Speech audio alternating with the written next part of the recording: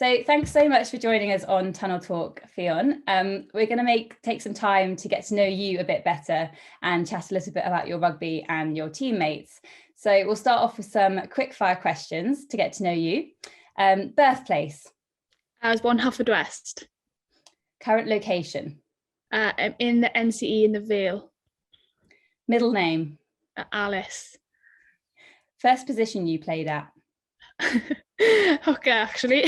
I'm a scrum-half now. Amazing. Career highlight so far. Definitely becoming full-time professional. And your biggest sporting achievement outside of rugby? Qualifying as a teacher last year. Yeah, obviously you say you're back in the Wales setup now, back at training as a team, but what did you get up to for your summer break? Because I'm aware you did get a couple of weeks off. Yeah, so we finished on the Tuesday and I went away with my partner on the Thursday. I went to Turkey for 10 days and then came back and actually just trained a lot of the time. I was so worried about coming in because I knew how hard preseason was going to be. So I actually spent a lot of my time training. But it was quite nice because, you know, usually we train as a group, but I kind of had that freedom to train by myself and do some other kind of gym work and other things you don't do outside when you're in the program. So yeah, a lot of training, spend time with friends and family, getting to see people that you don't get time to catch up with, you know, when you're in season. And now you're obviously back with the Wales setup. How have you found it? Oh, it's been such a good environment. It's been so hard. I can't deny that these sessions have been absolutely savage, but the intensity and the mindset from the girls coming in, you know, we're in week 3 now, has been incredible. Can't fault anyone. It's so exciting to think where we are now, where we're going to be, you know, in 2 months' time in the World Cup. So yeah, energy's been amazing. Environment, you know, the amount of full-time contracts that we got now, a year ago was a dream. So now that we're living that reality, so you know, we're in a great place. Just an exciting place to be right now. Yeah, and obviously you were one of the first 12 Wales players to be named in the professional kind of as a professional, and then last month in July had new full-time contracts announced, 17 new contracts leading up to the World Cup, and you say they're like much bigger numbers. So how is this kind of impacting you as a team so far in your preparation for the World Cup tournament? Yeah, absolutely. It was such an honour and like a dream to be one of the 12, but then, you know, think how many players you need in a match day. So to build on that number, to build on the 12, to now have 32 of us who are now in all of the time is incredible, and it's just helping us achieve those goals and having those girls to allow that time. To just it's more than just the rugby, it's the recovery, it's getting the time to sleep, getting time to, you know, plan your meals and eat. It's being able to have the time to work on those extra 1%ers that's making you a whole-time better athlete and a better rugby player. It's going to make us win those really important games and make us last those 80 minutes. Like, that's the difference. Yeah, you know, myself, I really struggled with life balance before turning professional. You know, I was teaching and then going to club, you know, I was doing 16, 17-hour days. So now actually having that time, you know, once your training's done, you can go home and actually switch off, and that's something that, you know, I now don't take for granted. So yeah, I think the recovery element, not on top of all the rugby benefits, is really making the difference. Absolutely, and that was actually my next question in terms of how much your kind of life has changed since turning professional, and just how it's helped you personally and professionally. But I'm guessing from what you've just said there, it's been a huge change and step in the right direction in terms of the professionalization of the national side, and hopefully moving towards, you know, more teams following suit. Yeah, like individually, I just can't even, as cliche as it sounds, like I always struggle to try and find a career or try and find out what I wanted to do, because since growing up it's always been rugby. Like, where can I be, in what position can I put myself in that's going to put me in the best position to be the best rugby player.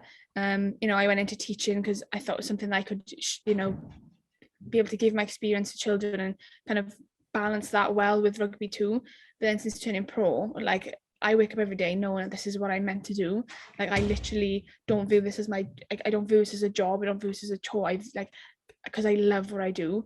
And I have never felt as happy and content with myself now than I have done in these last 6-7 months, because like I say, when you wake up and it's something you love to do, it's not difficult to turn up every day. It's hard work, but when you're so passionate about something, like it's easy to turn up and give 100%, and it's just completely changed my life, obviously for the better. And a lot of the girls would say the same. It's just being able to now balance life better, not having those long days, being able to solely give 100% to rugby, which we've never been able to do before.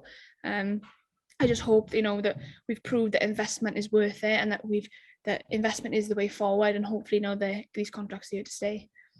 Yeah, 100%. Couldn't agree more. And obviously with the goal of heading into the World Cup and obviously wanting to perform to your best, and before then you have 2 friendlies against Canada and England to come at the end of August and the middle of September. So do you feel like Wales are in a good place kind of heading into those 2 friendlies, and then obviously heading into a World Cup with a really testing pool of, you know, yourselves, Scotland, Australia, and then the defending champions, New Zealand? Yeah, 100%. You just look now on the back of the Six Nations, you know, finishing 3rd, like we had such a good Six Nations on the back of just having 12 people full time. So now just imagine the amount we've got full time now, and the amount of time that we've got together, and we're spending working so hard over these 3 to 4 months, where we can be, and like, you know, we're spending all this time together. We know how hard we're working, we know how much we're improving, and it's just so exciting to see the difference in a year from last Six Nations to this one, and then the difference we can just make between Six Nations and World Cup. So yeah, I'm very, very excited, and yeah, it's going to be a good test. Definitely Canada and England, you know, up there, the best teams in the world, but you know, that's the teams we want to be playing against, because if we want to be the best, we've got to compete against the best. Absolutely. And how are you preparing for the teams that you would not so often play against, such as the Australias and the New Zealands? Is there a lot of video analysis going on, or has there been much discussion about how those 2 teams play? At the minute, we're solely focused on just like physical prep, rather than just becoming the fittest team that we can be.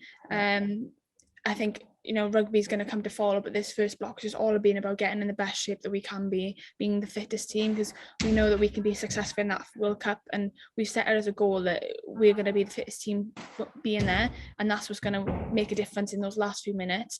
We've seen the difference with making those physical changes in the Six Nations, where, you know, the last 20 minutes were games we would lose, whereas in the Six Nations they were games we actually ended up winning in those last 20 minutes. So those physical changes, that's our mindset in this block. So yeah, analysis will definitely come, of course, but it's a lot about focusing on us and how we can develop our strengths to super strengths at the minute. Just to finish, we're going to go through a couple of quick fire questions and some questions asking about your teammates, to get to know your teammates a bit better. So quick fire questions. What's your favourite non-alcoholic drink? Non-alcoholic?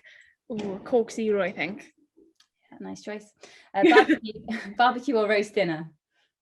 Oh, it's got to be my Grandma Myra's roast dinner for definite. Great. Messy or neat freak? Oh, my boyfriend would definitely disagree with this. I'm going to go neat, but if he watches this back, he's definitely going to disagree. Nice. Are you early, on time, or late? On time. Good. Socks and sandals, yes or no? Yes. Favourite Welsh food? Oh, cowl. Gotta be cowl. And what is that? Okay, so it's kind of like a stew. It's the best way to describe it. It's like a stew. Traditional is you can have it with beef, lamb, or chicken. My favourite is chicken. Always have it with some cheese and a warm crusty roll. Oh, nice. Yeah. Okay. The best meal that you cook? I think a chicken pie. Yeah. I passed that recipe on. I think it's done quite well. Nice, love it. And your favourite film? Oh, this is a tough one. Beauty and the Beast, I think. Disney. Oh, I'd absolutely be with you on that one. It's a good choice, isn't it? Yeah. And your teammate that you would put your life in the hands of? Easy one, Lisa Newman. Very loyal, very trustworthy. So yeah, she's the type of friend that I could probably ring if I was broken down at 3 a.m. I know she can pick me up. And teammate you have the biggest laugh with? Caris Phillips. She's so funny. Honestly, I think every day I'm in tears laughing with her. She's honestly so funny. Amazing. Okay. So I've got some names here with your 5 Wales and Worcester teammates. So Sinead Harries. Oh, direct is a good word for Sinead. Lydia Thompson. Oh, it's just so kind. Nice. Kira Bevan. Kira. Cheeky is the best word for Kira. Nice. Kaylee Powell. Skillful. I'm trying to think about how to give a really accurate description. Kaylee, skillful, yeah. Nice. And you mentioned already, but Caris Phillips. Legend. Legend. Lastly, Fran Lillycrap. Let me think of the best word. Lead, like a leader. It's the best way to describe it, because leads from the front. Yeah, that's fantastic. And yeah, that's all my questions wrapped up there. Thank you so much. No worries. Lovely to meet you.